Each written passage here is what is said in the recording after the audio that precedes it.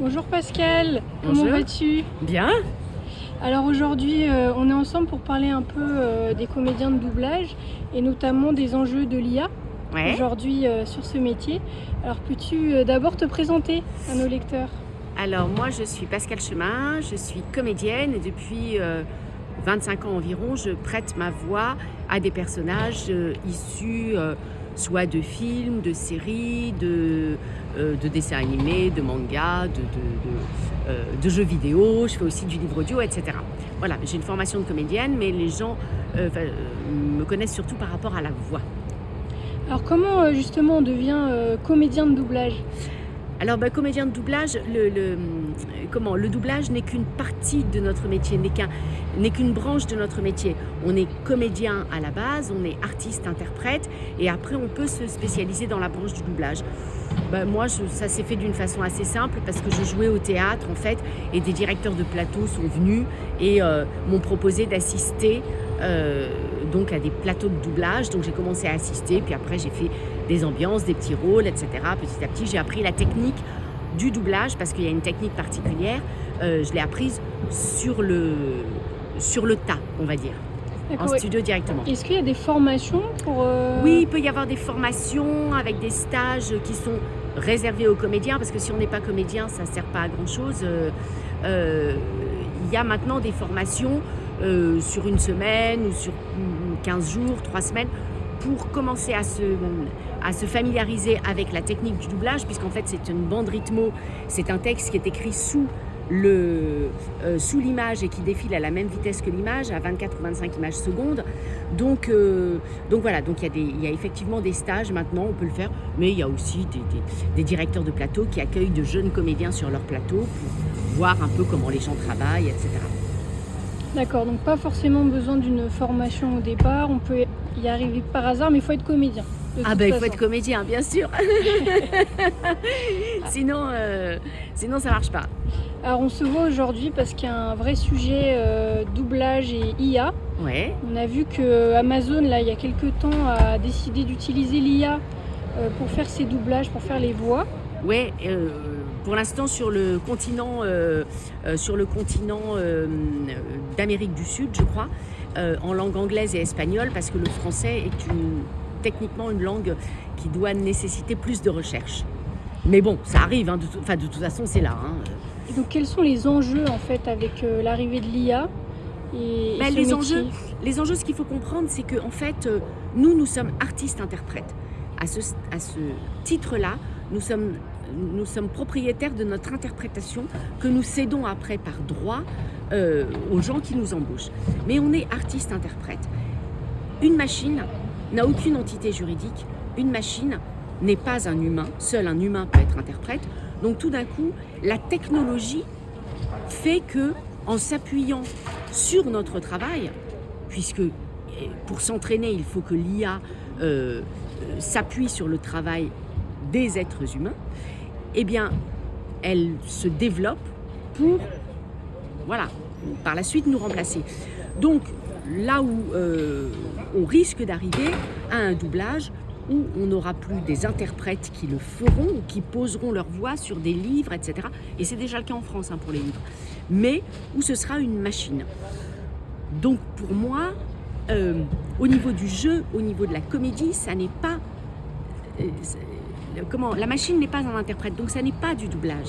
Ça peut s'appeler autre chose, etc. Mais à la longue, on arrivera à quoi? On arrivera à l'extinction d'un doublage fait par des humains. Nous, on est là pour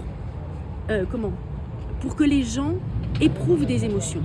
Et tout d'un coup, on dit une machine qui ne ressent rien, qui ne comprend rien, est censée faire passer des émotions humaines alors que des humains le faisaient avant. Enfin, il y a une chose comme ça, artistique, qui me gêne beaucoup. C'est-à-dire qu'en fait, l'IA générative, je ne parle pas de l'IA dans la médecine, etc., c'est autre chose, mais l'IA générative est certainement une avancée technologique, ça n'est en tout cas pas une avancée artistique.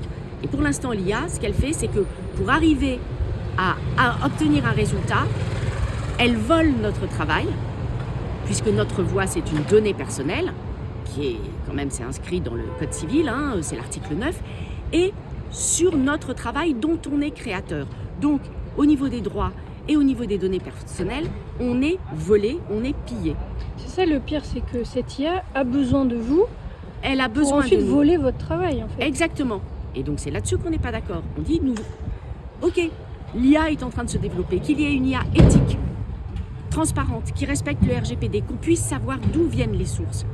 J'ai pas donné mon accord pour ça.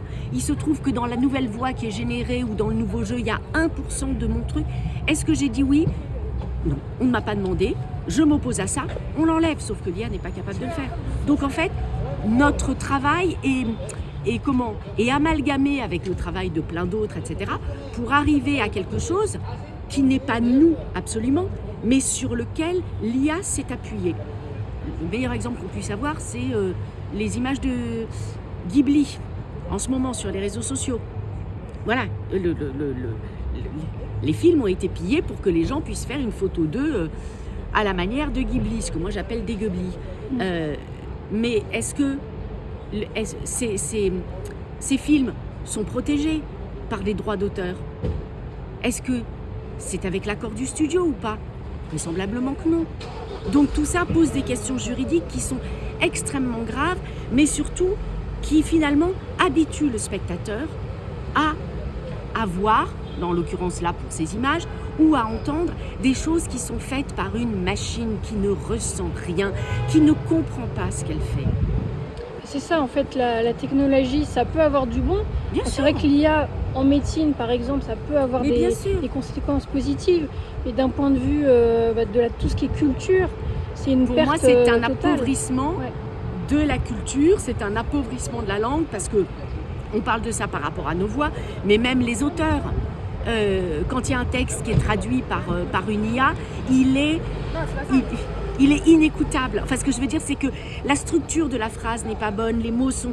je sais pas. C'est vrai que moi je suis tombée sur plusieurs livres où ce n'est pas écrit que c'est traduit par l'IA et on le ressent tout de suite à la Mais lecture. bien sûr. C'est très pauvre, c'est très mal écrit. C'est Mais vraiment... alors, on parle de l'exception culturelle française, on parle de défendre notre culture, et en même temps, on accepte ça. Et en plus, si tu dis je suis tombée sur un livre où ça n'était pas marqué que c'est de l'IA, ça n'est pas normal. Le consommateur doit être au courant de ce qu'il consomme. Ça n'est pas possible. On peut pas. Sur un paquet de gâteaux, quand on achète un paquet de gâteaux, on voit la composition. Et bien là, c'est pareil. On ne peut pas générer un produit IA sans dire qu'il y a de l'IA. C'est de la tromperie par rapport au consommateur. Le consommateur, c'est lui qui achète, c'est lui qui est roi. Donc on n'a pas le droit de le tromper. Ça, c'est des choses. Mais après, je me dis, mais pourquoi, comment nos enfants vont voir leur premier dessin animé, raconter une histoire pour s'endormir, etc. Est-ce qu'on a envie que ce soit fait par une machine? Ouais, surtout qu'être comédien, c'est d'avoir l'émotion et un C'est robot, l'émotion. c'est impossible. Alors, par des techniques, on arrive à faire croire à copier, à se rapprocher. Mais pour l'instant, ça n'est pas qualitatif. Et les gens s'en contentent. Beaucoup de gens s'en contentent. Toutes les vidéos sur les réseaux sociaux qui commencent par une voix générée qui dit « pauvre, je fais ceci, je fais cela », on habitue les gens insidieusement à écouter quelque chose qui n'est pas bon. Pour qu'après, ils trouvent ça normal. Non, ça n'est pas normal. Moi, quand on me parle d'un personnage que j'ai doublé, par exemple, je peux quasiment pas expliquer, mais je me souviens des émotions que j'ai traversées pour arriver à donner un résultat, évidemment conforme à l'image, mais je me souviens de ma tambouille intérieure. Comment cette émotion, qui est feinte, bien sûr, puisque on est comédien, hein, on n'est pas... comment est-ce que j'arrive à la crédibiliser auprès du public ? Et donc il y a tout ce travail. C'est un travail d'acteur et ça passe par l'émotionnel. Là, l'IA ne passe pas par l'émotionnel. Donc c'est quand même, on fera autre chose, mais on ne fera plus du doublage.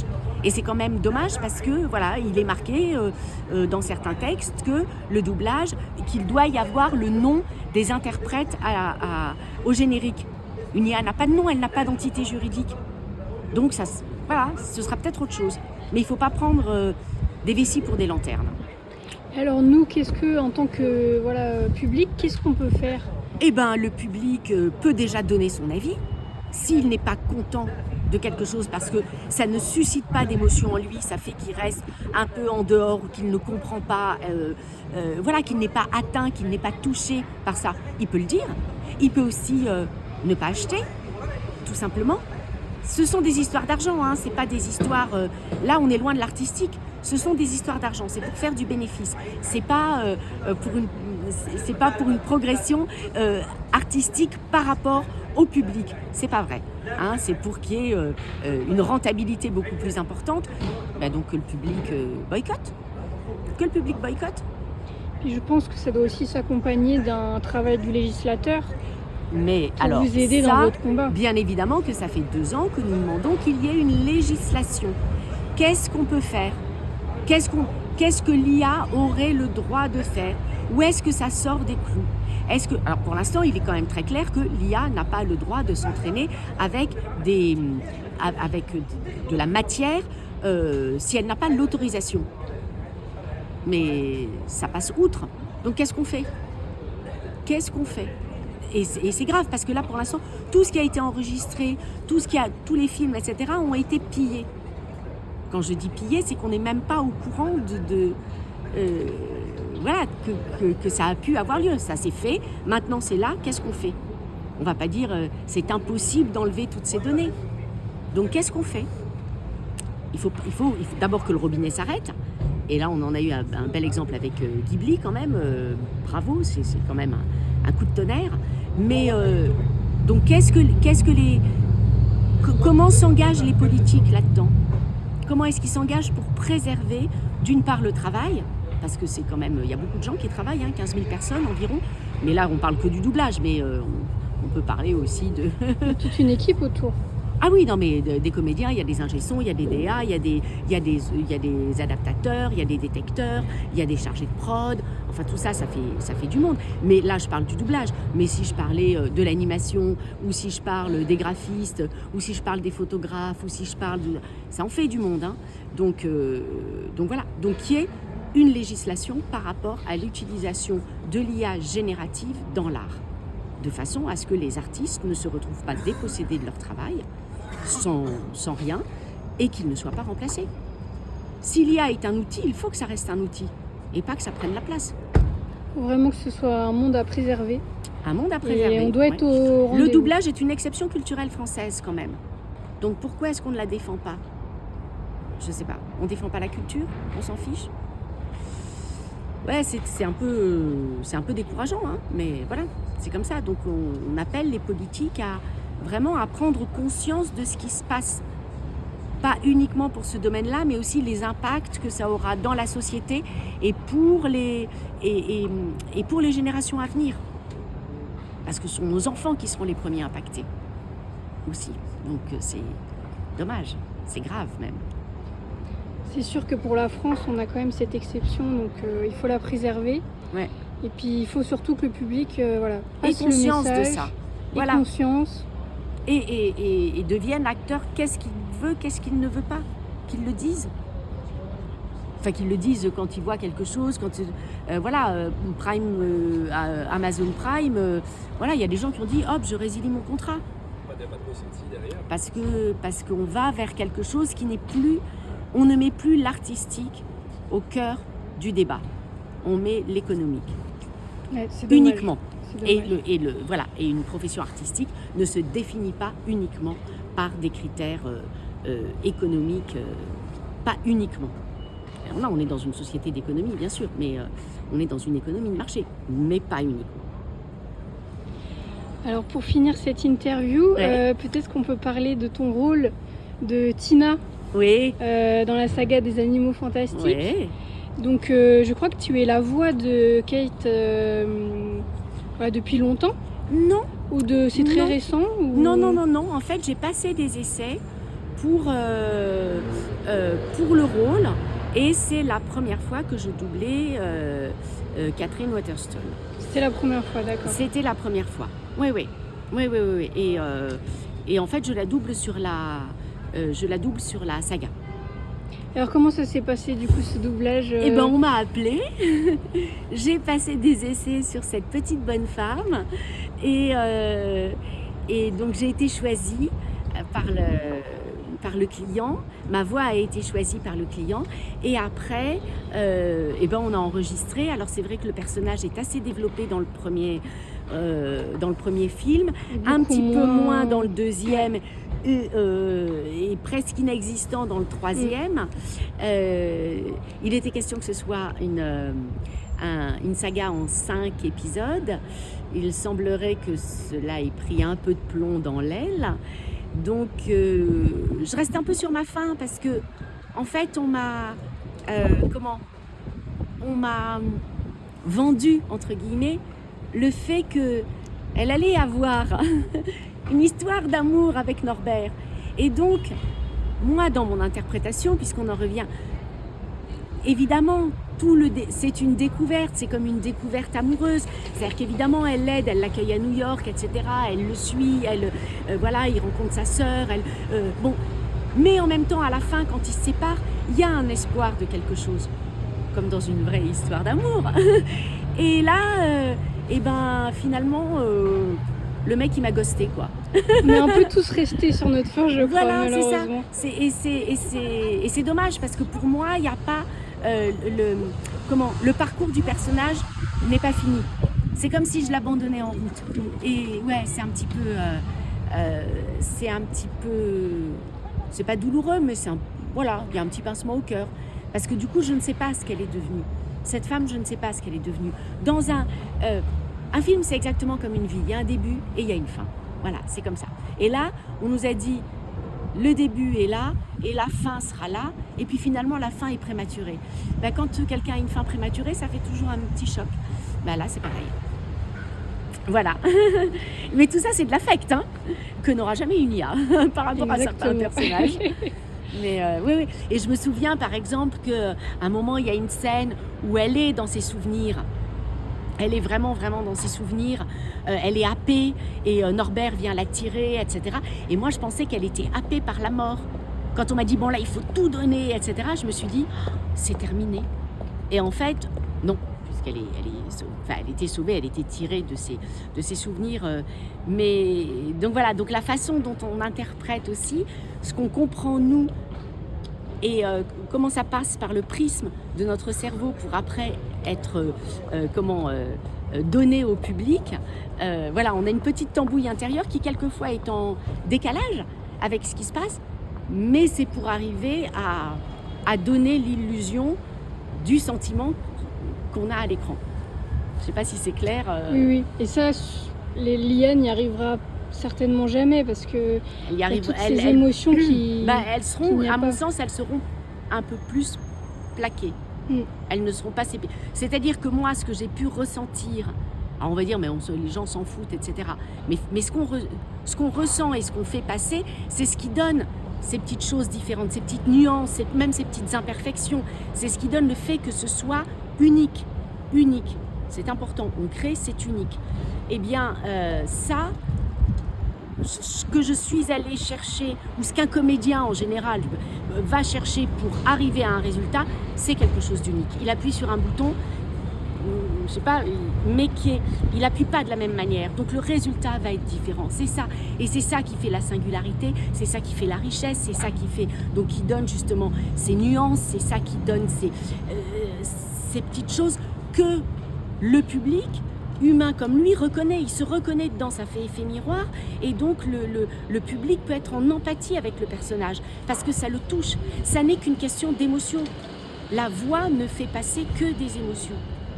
Mais ces émotions, elles passent par un timbre de voix, mais elles passent par le souffle. Puisque la respiration, c'est ça qui fait qu'on parle. On respire parce qu'on est vivant. Le souffle, c'est la vie. Donc, nous, personnes vivantes, on prête cette vigueur ou on prête ça à un personnage. Une IA, c'est pas ça. Une IA, c'est une machine. C'est une machine. Point. Et le comédien insuffle en fait la vie. Insuffle voilà. Ouais. Insuffle, donne un souffle. Là, il y aura autre chose qui ne sera pas du souffle. Ce sera peut-être, je sais pas moi, de l'air.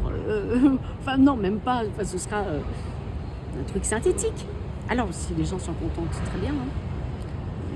Je trouve ça dommage. Merci beaucoup, Pascal. Eh bien, merci à toi.